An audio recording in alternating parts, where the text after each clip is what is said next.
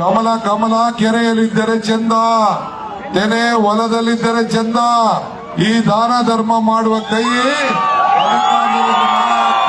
ಒಂದು ಕ್ಯಾಂಡಿಡೇಟ್ ಜನತಾದಳ ನಿಂತ್ಕೊಂಡಿರ್ಲಿ, ಒಂದು ಕ್ಯಾಂಡಿಡೇಟ್ ಕೂಡ ಗೆಲ್ಲಕ್ಕೆ ಸಾಧ್ಯ ಇಲ್ಲ. ಈ ಜನತಾದಳದ ಒಬ್ರು ಕೂಡ ಕುಮಾರಸ್ವಾಮಿನೂ ಗೆಲ್ಲಲ್ಲ, ಬೆಂಗಳೂರು ಗ್ರಾಮಾಂತರದ ಗೆಲ್ಲೋದಿಲ್ಲ. ಅದನ್ನ ತಲೆನೇ ಕೆಡಿಸ್ಕೊಳಕ್ ಹೋಗ್ಬೇಡಿ. ನಿಮ್ಮಲ್ಲೂ ಕೂಡ ನಾನು ಹೇಳ್ತಾ ಇದ್ದೀನಿ, ಈಗ ನಾನು ಯಲಹಂಕದಲ್ಲಿ ಯುವಕರು ಪಡೆ ನೋಡ್ತಾ ಇದ್ದೀನಿ.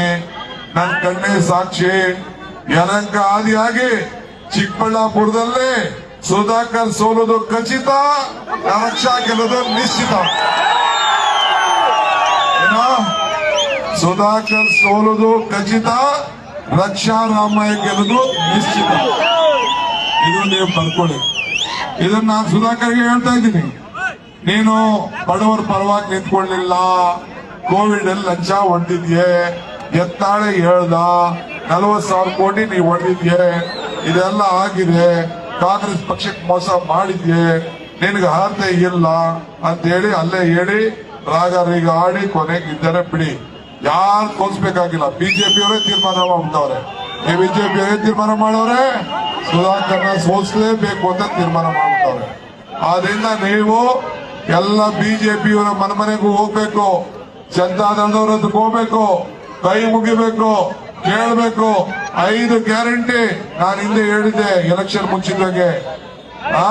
ಏನಂತ ಹೇಳಿದ್ದೆ? ತೆನೆ ಕೆರೆಯಲ್ಲಿದ್ದರೆ ಚಂದ, ಕಮಲ ಕಮಲ ಕೆರೆಯಲ್ಲಿದ್ದರೆ ಚಂದ, ತೆನೆ ಹೊಲದಲ್ಲಿದ್ದರೆ ಚಂದ. ಈ ದಾನ ಧರ್ಮ ಮಾಡುವ ಕೈ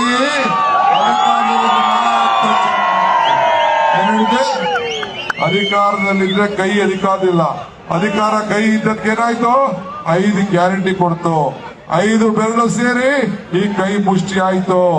5 ಗ್ಯಾರಂಟಿ ಸೇರಿ ಈ ಕೈ ಗಟ್ಟಿ ಆಯ್ತು. ನಿಜನೋ ಸುಳ್ಳು? ಈ ಕೈಯಿಂದ ನಿಮ್ಮ ಕುಟುಂಬಕ್ಕೆಲ್ಲ ಅನುಕೂಲ ಆಗ್ತಾ ಇದೆಯೋ ಇಲ್ಲೋ?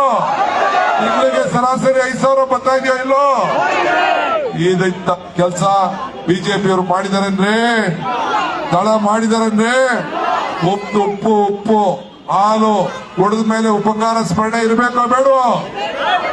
ಅದಕ್ಕೆ ನಾನು ತಮ್ಗೆ ಹೇಳ್ತಾ ಇದ್ದೀನಿ, ಎಷ್ಟೇ ಕಷ್ಟ ಆಗ್ಲಿ ರಕ್ಷಾ ರಾಮಯ್ಯನವರು ಅವ್ರಿಗೆ ನಾನು ಸಿದ್ದರಾಮಯ್ಯನವರು ಮಲ್ಲಿಕಾರ್ಜುನ್ ಖರ್ಗೆ ಅವರು ಆಶೀರ್ವಾದ ಮಾಡಿ ಇವತ್ತು ನಿಮ್ಮ ಮಣ್ಣಿಗೆ ನಿಮ್ಮ ಕೈಗೆ ಕೊಡ್ತಾ ಇದ್ದೇವೆ. ಅವ್ರ ಪಾರ್ಲಿಮೆಂಟ್ಗೆ ಗೆಲ್ಸಲೇಬೇಕು, ನಿಮ್ಮ ಪರವಾಗಿ ಧ್ವನಿ ಎತ್ತಲೇಬೇಕು. ಹಿಂದೆ ಏನು ಬಿಜೆಪಿ ಹಿಂದೆ ಇದ್ದು ಅದನ್ನ ಸೋಲಿಸಿ ಇವತ್ತು ಕಾಂಗ್ರೆಸ್ ಅಭ್ಯರ್ಥಿನ ಗೆಲ್ಸಲೇಬೇಕು ಅಂತೇಳಿ ನಾನು ಪ್ರಾರ್ಥನೆ ಮಾಡ್ಲಿಕ್ಕೆ ನಾನು ಇಲ್ಲಿಗೆ ಬಂದಿದ್ದೇನೆ.